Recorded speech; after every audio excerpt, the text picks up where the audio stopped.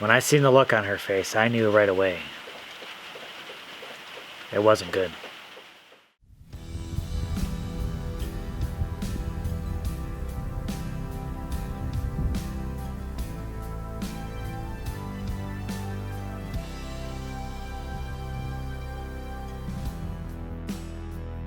It'd be nice to make this video a little happier video, but unfortunately, we're coming at you today with a little bit of bad news.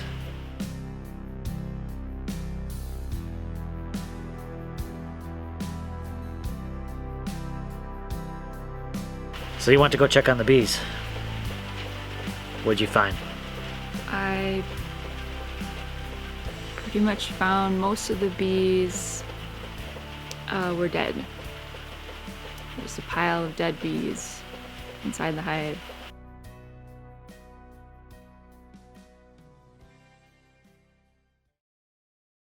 This was quite an adventure, right? I mean, man, how long did this bee saga last? When did we first encounter our bees? Maybe 5 to 6 months ago. So these bees came from a passing swarm that decided to take up residence in our shed. And that was towards the end of the summer, beginning of autumn. And at that time, we weren't prepared to be keeping bees. We weren't quite sure what to do. We didn't know anything about bees. We were kind of scared. You were a little nervous because you were working on the outside of the shed at the time. All of a sudden, a bee swarm moves in right next to you while you're working. You were a little concerned. And living where we do, we knew there's a good chance that if this is a feral swarm, they could be Africanized.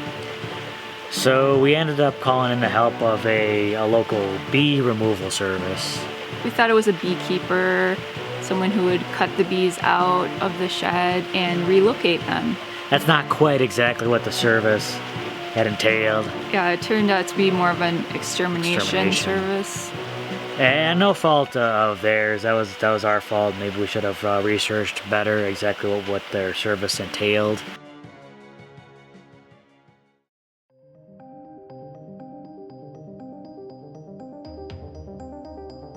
Regardless, the bees ended up surviving. And then we decided we were gonna give it a go. Then we did a bunch of research and did some reading, we contacted people that we know that keep bees. So we bought a whole bunch of equipment, got suits and everything like that. We made our own bee vacuum. And then we went for it. We opened up the floorboard, sucked out all the bees, removed all the comb.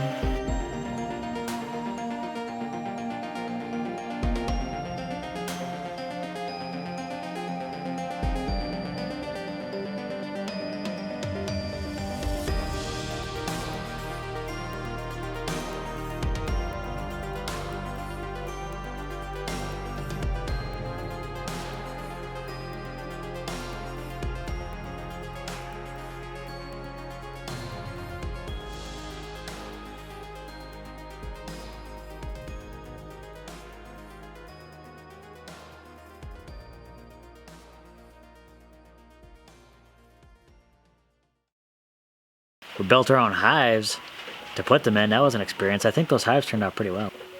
And then we moved that hive a little further away.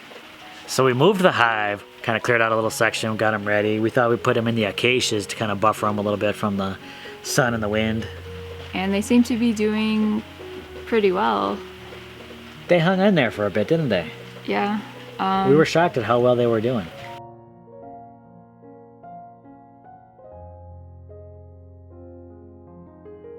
You were just turning into a master beekeeper, weren't you? You were going in there, checking on them, make sure they had food and everything like that. You were doing a really good job. That wasn't enough. No, unfortunately, it ended poorly. There's a number of things that could have caused that, but I have a pretty good guess as to what happened. What's your guess? I think there weren't enough bees going through the winter to regulate the temperature, and we have had Most of the nights recently have been below freezing. And normally they say moisture is more of an issue in the hive because bees are pretty good at regulating that temperature and keeping each other warm or keeping things cool. But if there's not enough bees, if there's not enough reproduction going on, they just can't do that.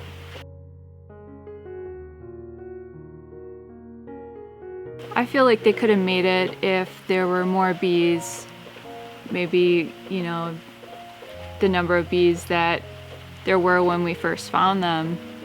The colony was very healthy, very strong when we first saw them. But then, with the attempted extermination, we lost some bees, we lost some more bees when we took them out of the shed, and then just declining numbers after that. They were already kind of low numbers, and by the lateness of the season, they weren't really able to replenish their numbers. And every time I checked on the bees, I was seeing less and less. I think we had such high hopes for the bees. We were really excited about getting into beekeeping. We're excited about the possibility of just having pollinators so close to where we're living. I mean, we weren't under the impression that we would be getting any honey anytime soon or any beeswax, not with one hive and whatnot, but just keeping pollinators close. Maybe we were able to expand as the years went by. It was really sad to see that. And now, it's late winter. The temperatures are going to be warming up again. And I'm walking around. I'm seeing some of the first flowers coming out. And we don't have bees now.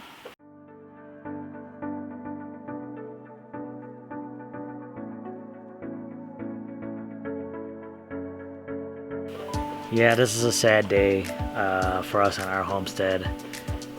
I just wish it could have gone differently. You wonder if you've done the right thing. We had to get them out of the shed. We couldn't leave them in there.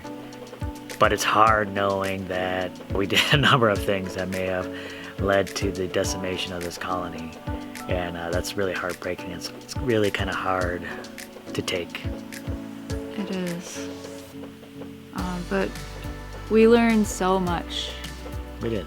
And I think had we not been faced with that opportunity, we might not have gotten into beekeeping for years down the road. It did force us to kind of learn and get into equipment.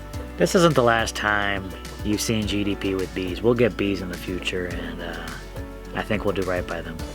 We have the equipment that we need to get started. Again, I'd like to maybe try to catch some more swarms, and if we can get them at the right time, I think they'll have a better chance.